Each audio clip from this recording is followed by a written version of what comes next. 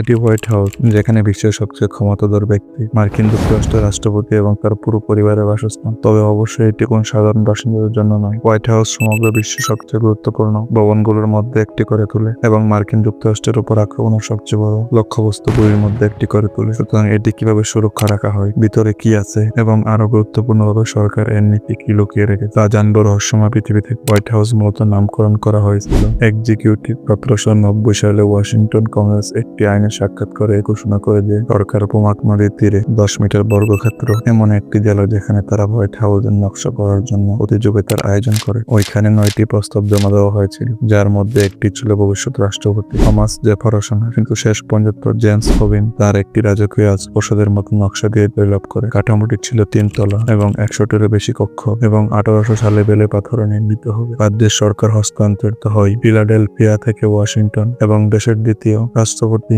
জন আডামস তার স্ত্রী আবিগেলকে নিয়ে এই অসমাপ্ত প্রাসাদে চলে আসেন। পরবর্তী প্রতিটি রাষ্ট্রপতি হোয়াইট হাউসকে নিজেদের বাসভবন হিসেবে পেয়েছিলেন। 1812 সালে যুদ্ধের সময় ব্রিটিশ সেনারা ওয়াশিংটন ডিসিতে আক্রমণ করে এবং কিছু সরকারি ভবনে আগুন দিয়ে পুড়িয়ে দেয়। সৌভাগ্যবশত ভবনটি সম্পূর্ণরূপে ক্ষতিগ্রস্ত হয়নি। পরবর্তীতে 1817 সালে মূল স্থাপিত জেমস হবিন পুনরায় আবার নির্মাণ করে। কয়েক বছর পর হোয়াইট হাউস আবার সঞ্চিত হয়ে ওঠে। আপনি হয়তো ভাবছেন যে হোয়াইট হাউস কিভাবে নামকরণ করা হয়েছিল। হোয়াইট হাউস নামটির পিছনে একটি সাধারণ কারণ ছিল। এই ভবনটির বাহিরের অংশ সাদা রং করা ছিল, যার কারণে সাধারণ মানুষের মুখে মুখে হোয়াইট হাউস নাম পরিচিতি পায়। পরবর্তীতে এটি এমন এক পর্যায়ে পৌঁছেছে যে রাষ্ট্রপতি টেডি রজভেল্ট, যিনি এই নামটাকে সমর্থন করেছিলেন এবং আনুষ্ঠানিকভাবে হোয়াইট হাউসের এই নাম গ্রহণ করে। টেডি রজভেল্ট কথা বলতে গেলে তিনি প্রথম ব্যক্তি যিনি এই স্থানের সংস্কারের আহ্বান জানান এবং এর সাথে সকল বাসিন্দাদের সরিয়ে নিয়ে তাদের বৃহৎ পরিবারের জন্য একটি জায়গা তৈরি করে দিয়েছিলেন। তখন হোয়াইট হাউসকে আরো অফিসের জায়গা প্রদান করেছিলেন। দুর্ভাগ্যবশত সংস্কারের প্রায় 50 বছর পর ভবনটি ভেঙে পড়তে শুরু করে। তাই তিনি 1948 সাল থেকে 1952 সাল পর্যন্ত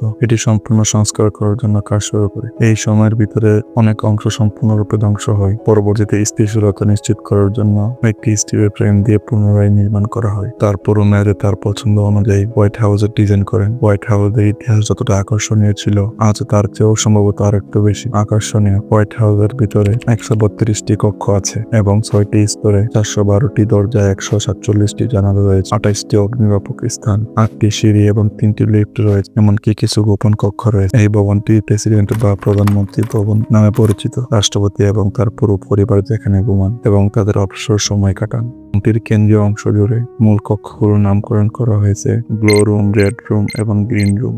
কক্ষগুলো প্রাকৃতিক রঙের কারণে নামকরণ করা হয়েছে।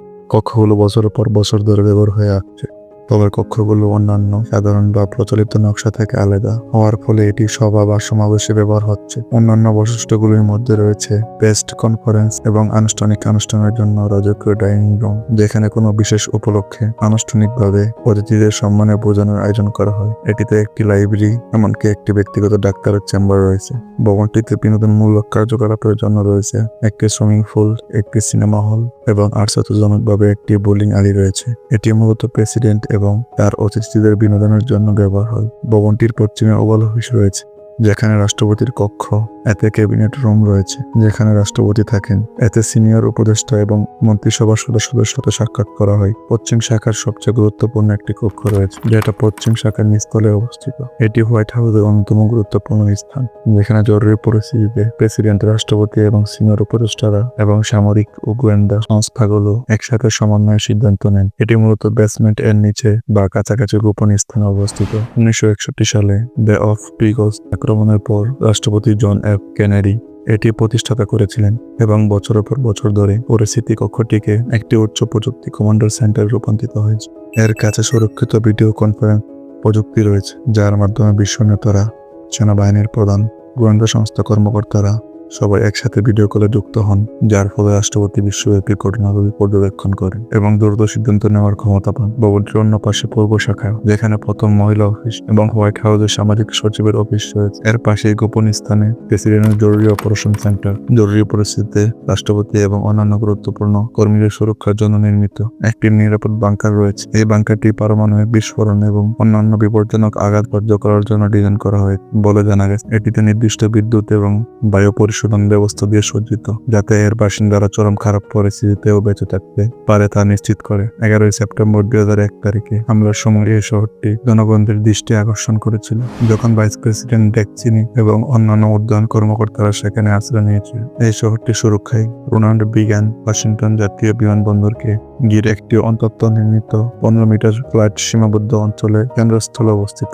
এই আকাশ সীমানাটি শহর জুড়ে অসংখ্য সারফেক্স টু এয়ার ক্ষেপণাস্ত্র লঞ্চার দ্বারা নিবিড়ভাবে পর্যবেক্ষণ করা হয়, যা মার্কিন বিমান বাহিনীর নির্দেশ অনুসরণে অনুমোদিত ফ্লাইট পথ থেকে বিচ্যুত যে কোনো বিমানকে আটকাতে প্রস্তুত। ভবনটির ছাদ মাউন্ট করা রাডার দিয়ে সজ্জিত, যা আশেপাশে পরিবেশে সাবধানতার সাথে স্ক্যান করে এবং যে কোনো সম্ভাব্য হুমকি থেকে সুরক্ষা রাখে। হোয়াইট হাউস ঘিরে সফলভাবে কেউ লুকিয়ে থাকতে পারবে না, কারণ এটি উন্নত ইনফ্রারেড ক্যামেরা এবং এর দ্বারা ক্রমাগত নজরদারির অধীনে রয়েছে। এই ক্যামেরাগুলো তাপমাত্রা সামান্য কম পরিবর্তন হলে তাৎক্ষণিকভাবে শনাক্ত করতে সক্ষম। নিরাপত্তা কর্মীদের যে কোনো সম্ভাব্য হুমকি সম্পর্কে সতর্ক করে। হোয়াইট হাউসের অনেক প্রতিরক্ষা ব্যবস্থা রয়েছে, যা সাধারণ জনগণের দৃষ্টির বাইরে কাজ করে। চারপাশে বেড়াটি একটি দৃশ্যমান এবং ভয়ানক পাত, মূলত 2.1 মিটার বা 7 ফুট লম্বা। এই রডের লোহার বেড়াটি সন্ত্রাস প্রতিরোধী কংক্রিট দিয়ে স্থাপন করা হয়। 2017 সালে অনুপ্রবেশকারীদের প্রতিরোধ করার জন্য কাটাপার দিয়ে উপরে স্থাপন করা হয়। বেড়াটি 3.3 মিটার বা 10.8 ফুট পর্যন্ত উঁচু করা হয়েছে এবং সেন্সর দিয়ে সজ্জিত করা হয়েছে। সেন্সরগুলো মাটির নিচে বা পৃষ্ঠের নিচে বসানো থাকে। কেউ যদি ওখানে পা রাখে, সেন্সরগুলো টের পায়, সাথে সাথে নিরাপত্তা স্টিমে অ্যালার্ম বা সতর্কতা পাঠায়। হোয়াইট হাউসের জানালাগুলো যা আধা শঙ্কিত অস্ত্রের একাধিক সরাসরি আঘাত সহ্য করতে সক্ষম, এমনকি ছোটখাটো বিস্ফোরণের চাপ সহ্য করতে পারে। এটি নিশ্চিত করে যে রাষ্ট্রপতি এবং তাদের কর্মীরা বহির্গত হুমকি থেকে সুরক্ষিত থাকেন।